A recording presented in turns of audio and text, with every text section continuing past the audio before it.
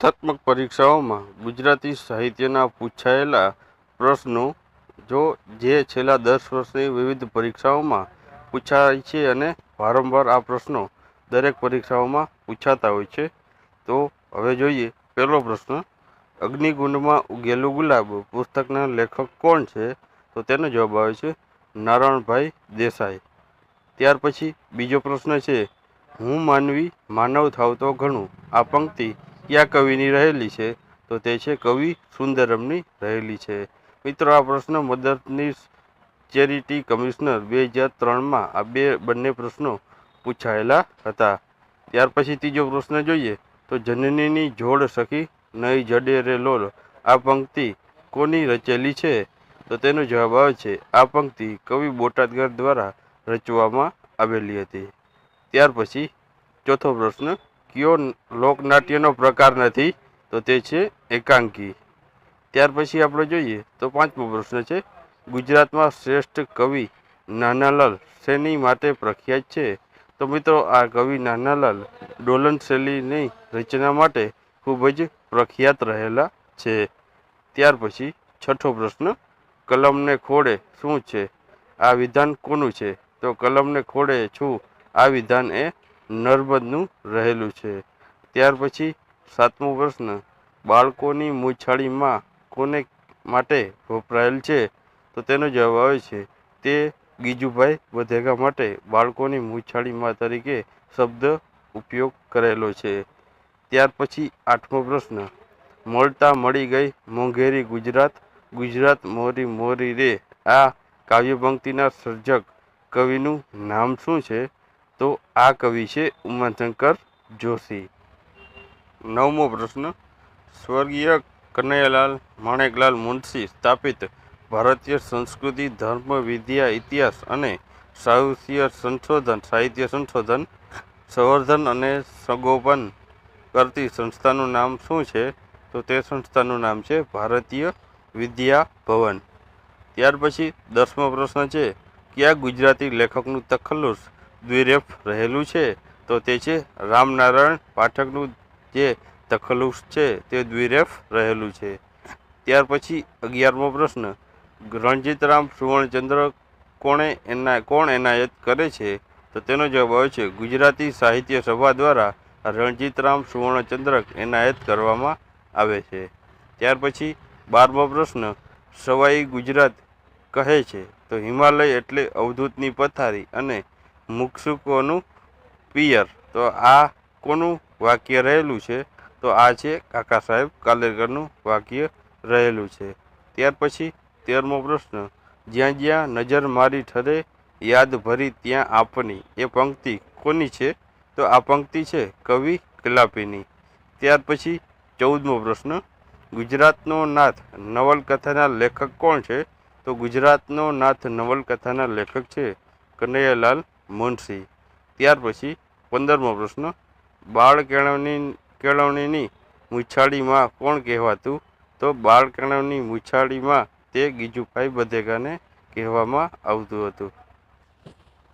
ત્યાર પછી 16મો પ્રશ્ન, વૈષ્ણવ વજન તો તેને કહીએ રે કોણ રચેલી પંક્તિ છે? તો આ પંક્તિ નરસિંહ મહેતાએ રચેલી છે. ત્યાર પછી 17મો પ્રશ્ન, પ્રસિદ્ધ ગુજરાતી ગીત કોઈનો લાડકવાયો ના રચિતા કોણ છે? તો તેના રચિતા છે આપણા રાષ્ટ્રીય શાયર ઝવેરચંદ મેઘાણી. ત્યાર પછી 18મો પ્રશ્ન, ગુજરાતી ભાષાનો સાર્થ જોડણી કોષ કઈ સંસ્થાનું પ્રકાશન છે? તો આ સાર્થ જોડણી કોષ એ ગુજરાત વિદ્યાપીઠનું પ્રકાશન રહેલું છે. ત્યાર પછી 19મો પ્રશ્ન, માનવીની ભવાઈ નવલકથાના લેખક કોણ છે? તો તેના લેખક છે પન્નાલાલ પટેલ. ત્યાર પછી 20મો પ્રશ્ન, મારી હકીકત કોની આત્મકથા છે? તો મારી હકીકત એ કવિ નર્મદની આત્મકથા રહેલી છે. ત્યાર પછી 21મો પ્રશ્ન, સરસ્વતીચંદ્ર નવલકથાના લેખક કોણ છે? તો તેના લેખક છે ગોવર્ધનરામ ત્રિપાઠી. ત્યાર પછી 22મો પ્રશ્ન, ગુજરાતના મૂક સેવક એટલે કોણ? તો ગુજરાતના મૂક સેવક એટલે રવિશંકર મહારાજ. ત્યાર પછી 23મો પ્રશ્ન, છપ્પા કોના વખણાય છે? તો છપ્પા છે અખાના વખણાય છે. ત્યાર પછી 24મો પ્રશ્ન, ગુજરાતનો નાથ નવલકથાના લેખક કોણ છે? તો તેના લેખક છે કનૈયાલાલ મુનશી. ત્યાર પછી 25મો પ્રશ્ન, ગુજરાતી સાહિત્યમાં પ્રથમ નવલકથા લખનારનું નામ જણાવો. તો તે છે નંદશંકર તુળજાશંકર મહેતા, જે એની નવલકથા હતી કરણ ખેલો. ત્યાર પછી 26મો પ્રશ્ન, સત્યના પ્રયોગો આત્મકથાના લેખક કોણ છે? તો તેના લેખક છે મોહનદાસ કરમચંદ ગાંધી, જે આપણા ગાંધીજી રહેલા છે. ત્યાર પછી 27મો પ્રશ્ન, ગુજરાતી ભાષાનું સૌપ્રથમ નાટક લક્ષ્મી કોની રચના રહેલી છે? તો તે છે દલપતરામની. આ લક્ષ્મી નામની નાટકની રચના રહેલી છે. ત્યાર પછી 28મો પ્રશ્ન, લાભશંકર ઠાકર બીજા કયા નામે જાણીતા છે? તો લાભશંકર ઠાકરને બીજું નામ છે પુનર્વસુ. ત્યાર પછી 29મો પ્રશ્ન, લીલેરો ઢાળ કાવ્ય સંગ્રહના સર્જક કોણ છે? તો લીલેરો ઢાળ કાવ્ય સંગ્રહના સર્જક છે પ્રિયંકાંત મણિયાર. ત્યાર પછી જોઈએ તો 30મો પ્રશ્ન, સિદ્ધાંત શિરોમણી ગ્રંથ કયા વિષય સાથે સંબંધિત છે? તો સિદ્ધાંત શિરોમણી એ ગ્રંથ વિજ્ઞાન વિષય સાથે સંબંધિત રહેલો છે. ત્યાર પછી આપણે જોઈએ 31મો પ્રશ્ન, શ્રી કનૈયાલાલ મુનશીએ શરૂ કરેલી સંસ્થા કઈ છે? તો તેમણે ભારતીય વિદ્યા ભવન નામની સંસ્થા શરૂ કરેલ છે. ત્યાર પછી આપણે જોઈએ તો 32મો પ્રશ્ન, હારે કોઈ માધવ લ્યો કૃતિ કોની છે? તો આ કૃતિ છે મીરાબાઈની. ત્યાર પછી 33મો પ્રશ્ન, ઈલા કાવ્યોના લેખક કોણ છે? તો ઈલા કાવ્યોના લેખક છે ચંદ્રવદન ચી મહેતા, જેને આપણે ટૂંકમાં ચંચી મહેતા તરીકે પણ ઓળખીએ છીએ. ત્યાર પછી 34મો પ્રશ્ન, અગ્નેય તખુલેશ કયા હિન્દી સાહિત્યકાર જાણીતા છે? તો અગ્નેય તખુલેશ સાથે સચ્ચિદાનંદ વાત્સ્યાયન નામના આ સાહિત્યકાર જાણીતા રહેલા છે. ત્યાર પછી 35મો પ્રશ્ન, ત્રિભુવનદાસ લુહારનું સુંદરમ ઉપરાંત બીજું કયું ઉપનામ હતું? તો તેનું બીજું ઉપનામ છે ત્રિશૂળ. ત્યાર પછી હવે જોઈએ તો 36મો પ્રશ્ન, કયા ઉપનામમાં રામનારાયણ વી પાઠક છે? તો રામનારાયણ પાઠકના મુખ્ય 3 જેટલા ઉપનામો રહેલા છે. પેલું છે દ્વિરેફ, બીજું છે શ્વેસ અને ત્રીજું છે સ્વેર વિહારી. ત્યાર પછી જોઈએ તો 37મો પ્રશ્ન, માધવ ક્યાંય નથી મોર પીછ જેવી મુલાયમ આ નવલકથાના શબ્દ સ્વામી કોણ છે? તો તે છે હરીન્દ્રભાઈ દવે. ત્યાર પછી 38મો પ્રશ્ન, ચકોરનું નામ નીચેનામાંથી શેની સાથે સંકળાયેલું છે? તો ચક્કરનું નામ છે તે છે કાર્ટૂન સાથે, અને આ ચકોર ઉપનામ છે બંસીલાલ વર્માનું. ત્યાર પછી 39મો પ્રશ્ન, નવલકથા પેરેલિસિસના લેખક કોણ છે? તો પેરેલિસિસ જે નવલકથા છે તેના લેખક છે ચંદ્રકાંત બક્ષી. ત્યાર પછી 40મો પ્રશ્ન, ગુજરાતી સાહિત્યમાં કાવ્યનો હાઇકુ પ્રકાર કોણે પ્રચલિત કર્યો? તો તેનો જવાબ આવે છે સ્નેહરશ્મિએ આ હાઇકુ જે કાવ્ય પ્રકાર છે તેમણે પ્રચલિત કર્યો છે. ત્યાર પછી 41મો પ્રશ્ન, જ્ઞાનપીઠ એવોર્ડ પ્રાપ્ત કરનાર પ્રથમ ગુજરાતી કોણ હતા? તો જ્ઞાનપીઠ એવોર્ડ પ્રાપ્ત કરનાર પ્રથમ ગુજરાતી હતા ઉમાશંકર જોશી.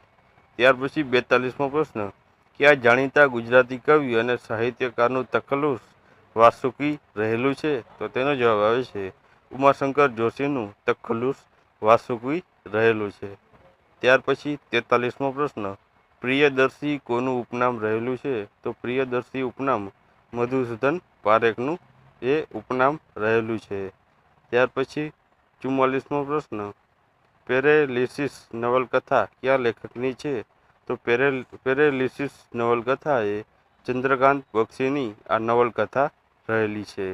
ત્યાર પછી 45મો પ્રશ્ન, જય જય ગરવી ગુજરાતના રચિતા કવિ કોણ છે?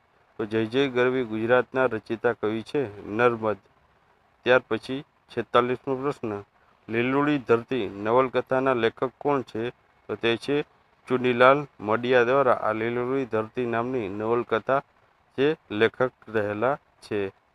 ત્યાર પછી 47મો પ્રશ્ન, જય જય ગરવી ગુજરાતની પંક્તિઓના સર્જક કયા મહાનુભાવ છે? તો તે છે કવિ નર્મદ શંકર દવે. ત્યાર પછી 48મો પ્રશ્ન, જેના નામ સાથે કલિકા સર્વજ્ઞનું સન્માન સૂચક વિશેષણ વપરાય છે, તો તેનું નામ છે હેમચંદ્ર સુરી. ત્યાર પછી 49મો પ્રશ્ન, કમા મુનશી એટલે કે કનૈયાલાલ માણેકલાલ મુનશી દ્વારા સ્થાપિત પ્રસિદ્ધ શિક્ષણ સંસ્થા કઈ છે? તો તે છે ભારતીય વિદ્યા ભવન. ત્યાર પછી 50મો પ્રશ્ન, જીત તમારી પુસ્તકના લેખક કોણ છે? તો જીત તમારી પુસ્તકના લેખક છે શિવ ખેરા. ત્યાર પછી 51મો પ્રશ્ન, ખમ્મા વીરાને જાઓ વારણે લોલ નીચેની રચના કોની કરી છે? તો આ રચના છે તે કવિ બોટાદકરની રહેલી છે. ત્યાર પછી 52મો પ્રશ્ન, આપેલા વિધાન કોણે કહ્યું છે તે જણાવો. આખો પ્રાંત ઘણા જોગની ભર નિંદ્રામાંથી ચોકી જાગ્યો અને બહાર વરુ જોવા લાગ્યો. તો તે છે નર્મદની આ વિધાન વાક્ય રહેલું છે. ત્યાર પછી 53મો પ્રશ્ન, હૃદય વીણા અને વિતર્વ લીલા કોની રચના રહેલી છે? તો હૃદય વીણા અને વિતર્વ લીલા એ નરસિંહરાવ દિવેટિયાની આ રચના રહેલી છે. ત્યાર પછી 54મો પ્રશ્ન, કયું સામાયિક ગુજરાતી સાહિત્ય અકાદમીનું મુખ્ય પત્ર રહેલું છે? તો તે છે શબ્દસૃષ્ટિ, તેનું જે આ સામાયિક રહેલું છે. ત્યાર પછી 55મો પ્રશ્ન, શ્વેતગિરી તરફ જતા ગંધર્વ મનોમંથનનું અનુભવ્યું કોની કૃતિમાં આ ઉલ્લેખ છે? તો તેનો જવાબ આવે છે સ્નેહરશ્મિના જે સ્વર્ગ અને પૃથ્વી નામની એ કૃતિ છે તેમાં આ ગંધર્વનું મનોમંથન અંગેનું ઉલ્લેખ કરવામાં આવ્યો છે. ત્યાર પછી 56મો પ્રશ્ન, હિન્દુ ધર્મની બાળપોથી કોણે લખી છે? તો હિન્દુ ધર્મની બાળપોથી આનંદશંકર ધ્રુવે લખેલી છે. ત્યાર પછી 57મો પ્રશ્ન, સૌથી દીર્ઘકાલીન આયુષ્ય ધરાવતા સામાયિકનું નામ જણાવો. તો તે સામાયિક છે બુદ્ધિ પ્રકાશ. ત્યાર પછી 58મો પ્રશ્ન, ઉષ્ણ તખલ્લુસથી જાણીતા બનેલા કવિનું નામ જણાવો. તો તેનું નામ છે નટવરલાલ કુબેરદાસ પંડ્યા, એટલે કે નટવરલાલ પંડ્યા નામથી પણ આપણે તેને ઓળખીએ છીએ. ત્યાર પછી 59મો પ્રશ્ન, જગની સૌ કડીઓમાં સ્નેહની સર્વથી વળી આ પંક્તિ કયા કવિની છે? તો આ પંક્તિ છે કવિ સુંદરમની રહેલી છે. ત્યાર પછી 60મો પ્રશ્ન, નરસિંહ મહેતાનું જન્મસ્થળ કયું રહેલું છે? તો નરસિંહ મહેતાનું જન્મસ્થળ છે તળાજા, જે ભાવનગર જિલ્લામાં આવેલું છે. ત્યાર પછી 61મો પ્રશ્ન, ગુજરાતી સાહિત્ય અકાદમીનું મુખપત્ર કયું રહેલું છે? તો ગુજરાતી સાહિત્ય અકાદમીનું મુખપત્ર છે શબ્દ સૃષ્ટિ. ત્યાર પછી 62મો પ્રશ્ન, ધૂમકેતુનું મૂળ નામ જણાવો. તો ધૂમકેતુનું મૂળ નામ છે ગૌરીશંકર જોશી. ત્યાર પછી 63મો પ્રશ્ન, પન્નાલાલ પટેલને તેમની કઈ કૃતિ માટે ભારતીય જ્ઞાનપીઠ પારિતોષિક એનાયત થયું હતું? તો તેને માનવીની ભવાઈ માટે જ્ઞાનપીઠ એવોર્ડ આપવામાં આવ્યો હતો. ત્યાર પછી 64મો પ્રશ્ન, જ્યાં જ્યાં વસે એક ગુજરાતી ત્યાં સદાકાળ ગુજરાત કવિતા કોણે લખી છે? તો એ કવિતા કવિ ખબરદાર દ્વારા લખવામાં આવી હતી. ત્યાર પછી 65મો પ્રશ્ન, કયા કવિના નિશ્ચિત કાવ્ય સંગ્રહને ભારતીય જ્ઞાનપીઠ પારિતોષિક એનાયત કરવામાં આવ્યું છે? તો તે છે ઉમાશંકર જોશીનું આ કાવ્ય ગ્રંથ રહેલો હતો. ત્યાર પછી 66મો પ્રશ્ન, રણજીતરામ સુવર્ણચંદ્રક સૌપ્રથમ કયા સાહિત્યકારને મળ્યો હતો? તો સૌપ્રથમ ઝવેરચંદ મેઘાણીને રણજીતરામ સુવર્ણચંદ્રક એનાયત કરવામાં આવ્યો હતો. ત્યાર પછી 67મો પ્રશ્ન, લોકપ્રિય કાવ્ય કસુંબીનો રંગ કયા કવિ કોણ છે તેના? તો તેના કવિ છે ઝવેરચંદ મેઘાણી. ત્યાર પછી 68મો પ્રશ્ન, સસ્તું સાહિત્યના સ્થાપક કોણ હતા? તો સસ્તું સાહિત્યના સ્થાપક હતા ભિક્ષુ અખંડાનંદ.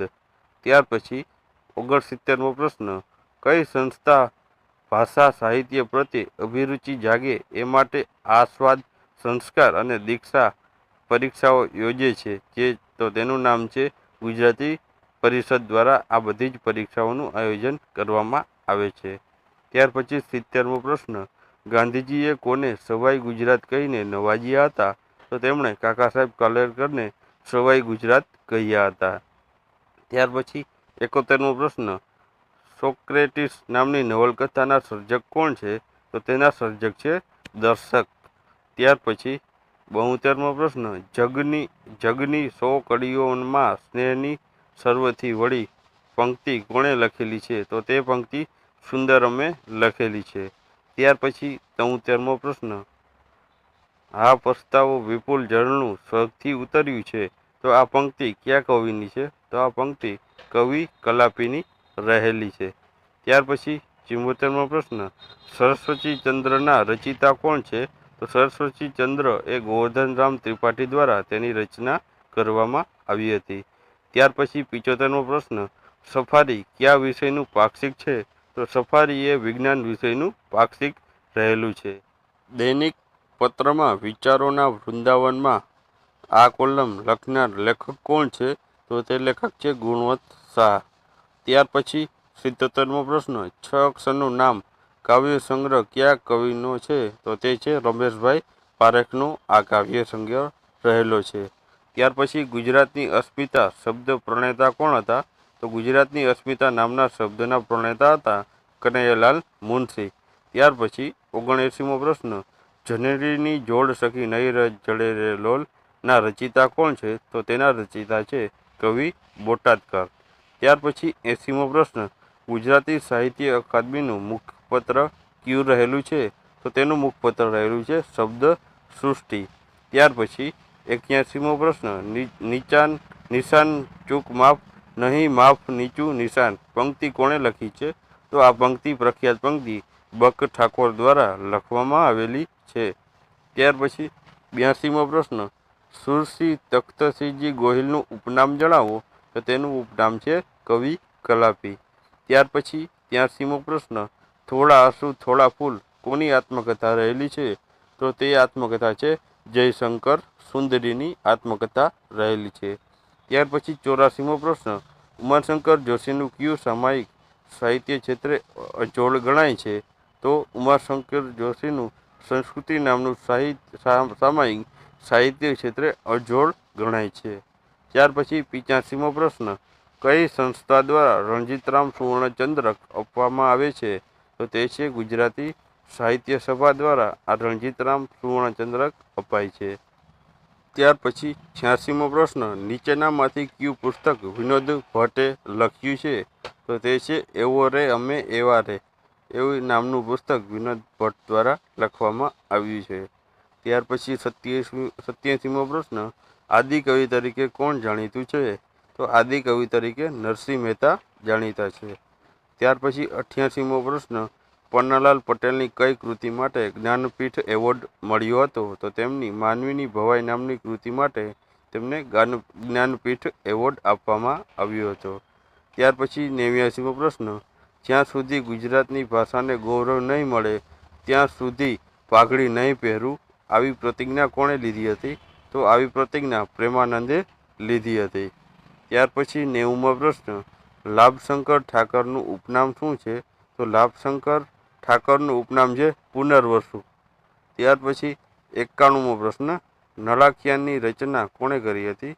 તો નળાખિયાની રચના પ્રેમાનંદ દ્વારા કરવામાં આવેલી હતી. ત્યાર પછી 92મો પ્રશ્ન, મળેલો જીવ કોની કૃતિ છે? તો મળેલો જીવ એ પન્નાલાલ પટેલની કૃતિ છે. ત્યાર પછી 93મો પ્રશ્ન, ઉષ્ણસ ઉપનામ કયા સર્જકનું રહેલું છે? તો ઉષ્ણસ ઉપનામ એ નટવરલાલ પંડ્યાનું ઉપનામ રહેલું છે. ત્યાર પછી 94મો પ્રશ્ન, વૈષ્ણવજન તો તેને કહીએ આ પંક્તિ કયા કવિની છે? તો તે છે નરસિંહ મહેતાની આ પ્રખ્યાત પંક્તિ રહેલી છે. ત્યાર પછી 95મો પ્રશ્ન, ઓકાહરણ કઈ કૃતિના સર્જક કોણ છે? તો ઓકાહરણ કૃતિ પ્રેમાનંદ દ્વારા તેના સર્જક રહેલા છે.